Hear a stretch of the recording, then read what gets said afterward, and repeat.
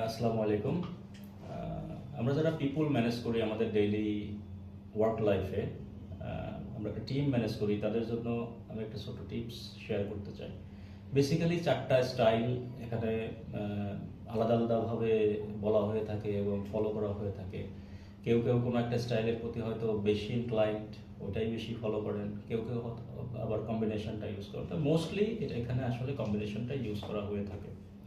তো আমি নাম্বার 1 থেকে আসি। নাম্বার 1 হচ্ছে managing, number 2 mentoring, number 3 coaching, number 4 counselling.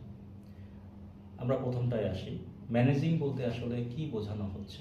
Managing means আপনি যখন আপনার পিপুল বা আপনার কলিগ বা আপনার টিম মেম্বারের সাথে কথা বলবেন, তখন আপনি শুধু তার প্রবলেমটা নিয়ে কথা বলবেন। You will tell the problem, just tell the problem. For example, আমার একজন মেম্বার একটা ভুল করলেন, ওইটাকেই বারবার বলা যে আপনি তো এই ভুলটা করেছেন। সো এটা বারবার বারবার বারবার তাকে তার ভুলটা তাকে বলা, তার ভুলটা ধরা।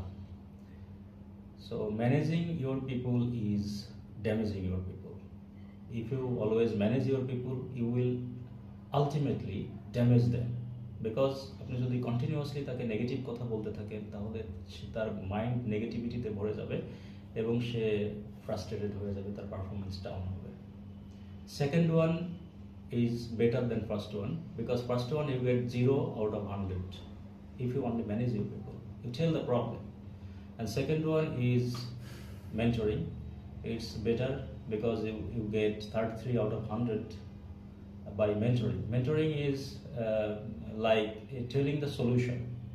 আমি একটা সমস্যায় পড়লাম, আমার মেন্টর বা আমার সুপারভাইজার বা আমার বস বা আমার লিডার উনি এটার সলিউশন বলে দিলেন যে আমার ব্যথা হচ্ছে, মাথা ব্যথা হচ্ছে, ঠিক আছে আপনি প্যারাসিটামল খান।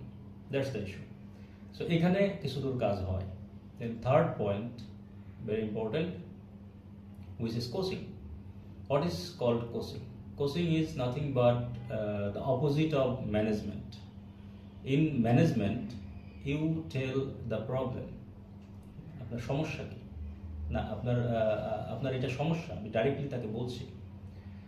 আর কোচিংয়ে যেটা করা হয়, বেসিক্যালি সমস্যাটা জিজ্ঞাসা করা হয় যে আপনার সমস্যা কি।